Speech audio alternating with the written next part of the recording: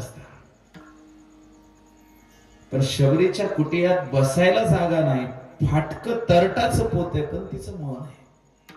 रामाला मन अर्पण. आणि देवाने तेच मागितलंय, मन मन्ना भव मद्भक्तो मध्याजी माम नमस्कुरु मामे वैश्यसी युक्त्वैव मात्मानं मत्परायण.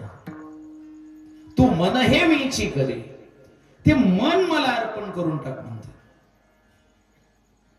संतांनी आपलं चित्त अर्पण केलं, मन अर्पण केलं. चित्ते मीची झाले, मियाची प्राणे झाले, जीवो मरो विसरले बोधाची बोली. मत चित्ता मदगत प्राणा बोधयंत परस्परम.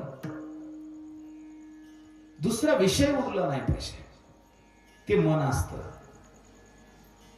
तुकोबरांची परिस्थिती अशी आहे की देव घरी आले, पाहुणे घरासी आजी आले ऋषिकेशी. काय करू उपचार कोप मोडकी.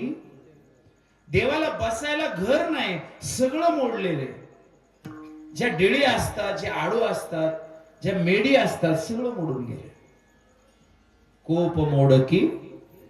वर काही थोडं झाकण्याकरता गवत टाकलं होतं, ते पण खराब होऊन गेले.